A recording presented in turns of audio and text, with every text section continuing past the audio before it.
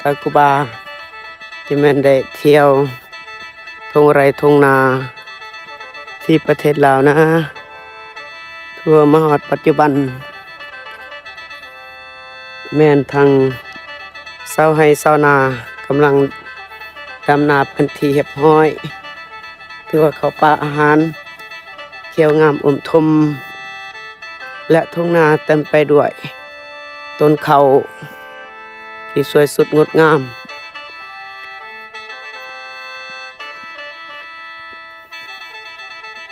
เพื่อมื้อนี้มีโอกาสดี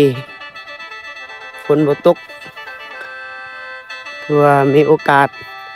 ได้ไปเบิ่งน้ำห้วยอยู่ที่ประเทศลาวทั่วหลายปีและบ่ได้ไปเบิ่งน้ำห้วยจักสิเป็นจังไดมื้อนี้มีโอกาสสิได้ไปเบิ่งเด้อท่านผู้ชมเด้อ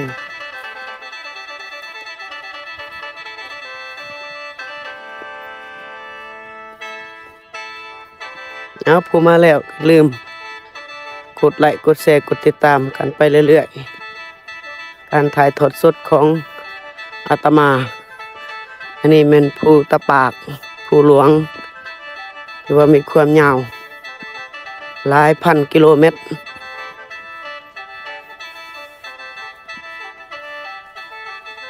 คือว่าทางบ้านเมืองสนามไส้แขวงอัตตปือถือว่าเป็นภาคใต้ของลาวถือว่ากำลังมื้อนี้มันกำลังเดินทางไปอาบน้ำห้วยน้ำทะเลที่ประเทศลาวผู้ใดบ่ทันเห็นน้ำห้วยก็มาเบิ่งน้ำกันเด้อว่าน้ำห้วยงามหลายว่าบนนี้เขาเจ้าบ่ทันได้ดำซีเมนต์ต้นเขาบ่มีหรือว่าน้ำมันท่วมหมดก็เลยเขาตายเบิดเขาเจ้าบ่ทันได้ดำนี่เขาดำแล้วแต่ว่าเขาตายหมดเลยบ่เหลือพวกกกเลยตายไอ้ต้นทางพ่อออกไม่ออกผู้เฮ็ดกสิกรรมผู้เฮ็ดให้เฮ็ดนาอันนี้แม่นอยู่ที่ประเทศลาวเด้อเจริญพรทางพ่อออกไม่ออกผู้มาแล้วผู้มาเบิง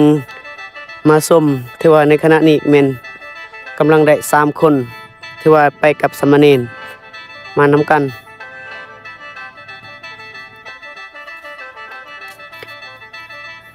ที่ว่าได้ไปทุ่งนาได้ทายให้ FC ทุกท่านทุกคนผู้เข้ามาแล้วก็อย่าลืมคอมเมนต์อย่าลืมกดติดตามเด้อเพื่อเป็นกำลังใจให้ทางอาตมาให้ทางครูบาเองมีกำลังใจในการไลฟ์สดอีกในข้างหน้าตัวครูบาสิไปอยู่พ้นเลยเด้อไปอยู่พ้นไปเบิ่งน้ำห้วยไปอาบน้ำห้วยเลยก็มีทางไม่ออกเพิ่นไปน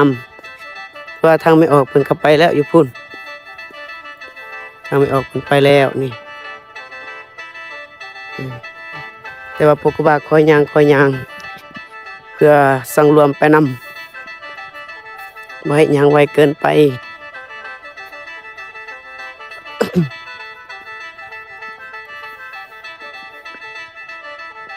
นี่แม่นภาพทุ่งนาเด้ออยู่ประเทศลาวอยู่ทางภาคใต้ของลาว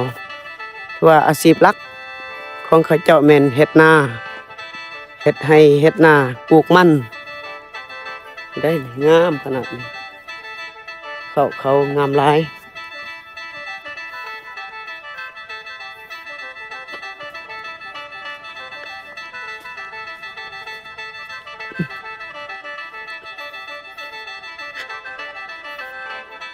แต่ว่ามื้อนี้แดดแห้งอากาศแดดขนาดจนเหือแตกเหือแต้นความมันแดดให้ท่านผู้ชมนี่ถือว่ากว้างใหญ่ไพศาลหลายพันกิโลเมตรนี่เขาเจ้าเฮ็ดนาแม่นหลายขนาดไหนท่านผู้ชม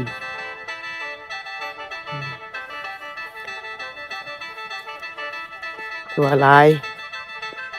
ถือว่าปีนี้แม่นฝนตกแม่นฝนนี่ตกสะและการเฮ็ดกะหรือว่าตกกะของแม่ประชาชนนี่แม่นสะสุดปีนี้เนื่องจากว่าฝนฟ้าอากาศมีการเปลี่ยนแปลงตามฤดูกาลแต่ละปีอันนี้แม่นท่อน้อยของพอออกไม่ออกเพิ่นติดตามกันไปเรื่อยๆเด้อ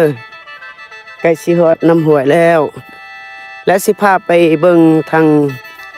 พอออกเพิ่นดำนาเด้อถือว่าอาชีพแบบคนลาว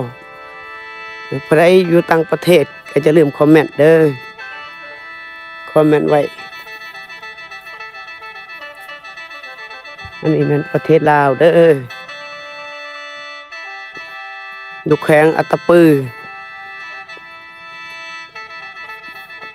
ถือว่านาบนนี้นี่แม่นเขาเจ้าเป็นที่เรียบร้อยแล้ว และอยู่พุ่นก็มีผู้ออกว่าไปเบิ่งไปเรื่อยๆทางเขาเจ้าดุเฮ็ดให้เฮ็ดนาเพราะว่าอาชีพเขาแต่ว่าประเทศลาวเนี่ยอยู่แบบธรรมชาติอาศัยธรรมชาติเป็นหลัก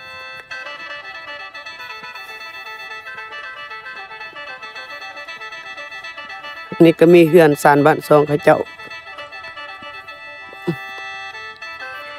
มันจะได้ท่านผู้ชมบ่ได้เห็นสันหลายบ่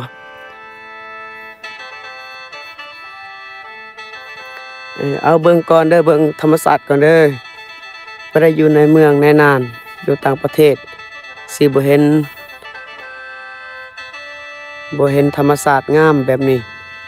นี่แม่นเขาเจ้าอยู่จนจำพูเลยนี่จำพูเลยนะท่านผู้ชมจะอยู่จำพูเลยคือว่าเขาอาศัยธรรมชาติเป็นหลักของเขาเจ้านี่งามหลายวันนี้เป็นเขาเจ้าเฮ็ดนองควรเลี้ยงป่าปลูกผักปลูกขัวสิไข่ปลูกมันต้นสำคัญเพื่อเลี้ยงอาชีพทุ่งนาปีนี้ถือว่างามหลาย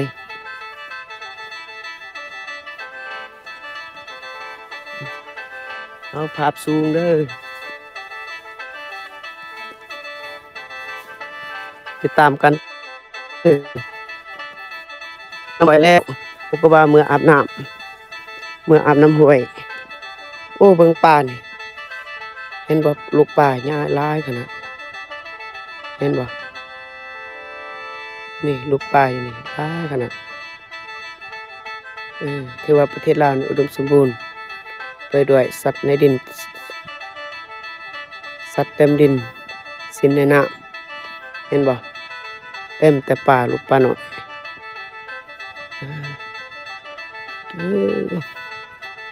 นี่อยู่พุ่นแม่น้ำตกตาดคือสีงามคันว่าอยู่ใกล้ๆอันนี้แม่นเฮือนพ่อออกเขาเห็นบ่ผู้สาวอยู่นี่พ่อออกเพิ่นเบิ่ง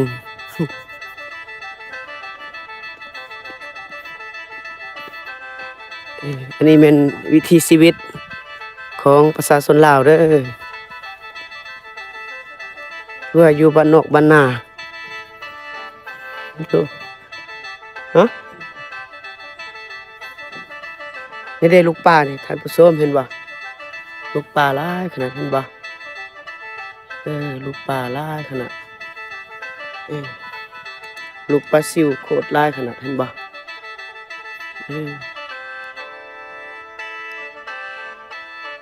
ลูกป่าหลาย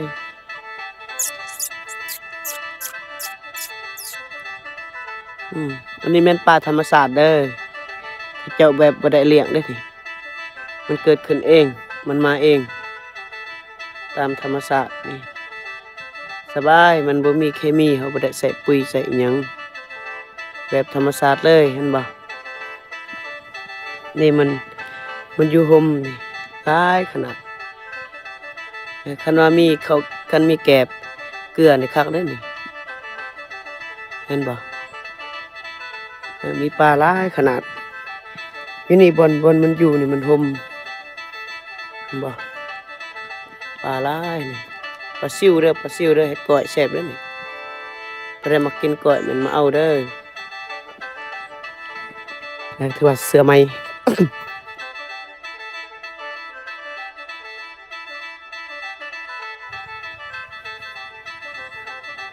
ฮะฮะอยู่นี่กับปลาหลายคือกันนี่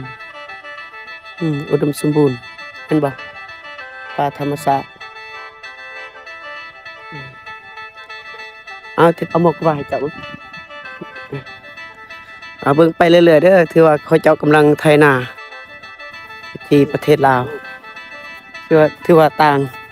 มันคือต่างประเทศเด้เจ้าไถนาอาจสิต่างกันทางต่างประเทศแม่นเขาเจ้า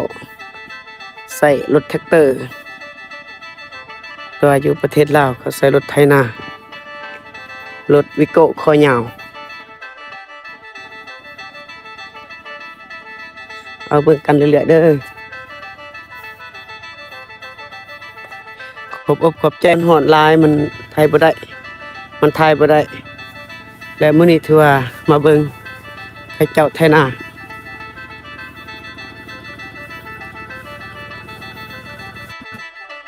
มาเบิ่งน้ำห้วยอยู่นี่เลยเด้อฮอนแห้งร้อนมากอันนี้แม่นเฮือน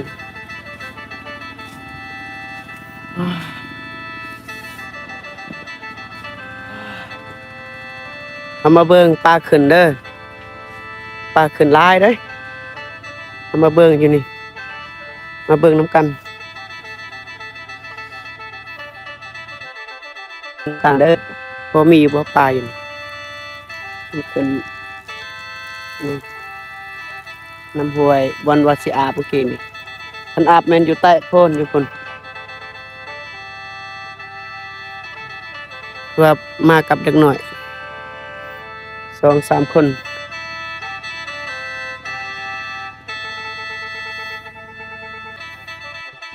หน่อยต้องอาบเลยแล้วมาเบิ่งเขาเจ้าไถนาก่อนเด้อมาเบิ่งเขาเจ้าไถนาก่อน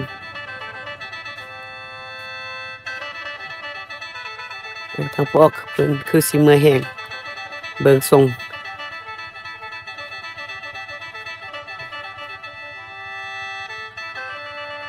นี่ธรรมศาสตร์ถ้าว่าเมื่อกี้นี่อยู่โพ้นก็ว่าอยู่พุ่นอยู่บนเฮือนอยู่โพ้นแต่ว่ามาฮอดนี่แม่นย่างไปเอาสิได้ปิดกันเลย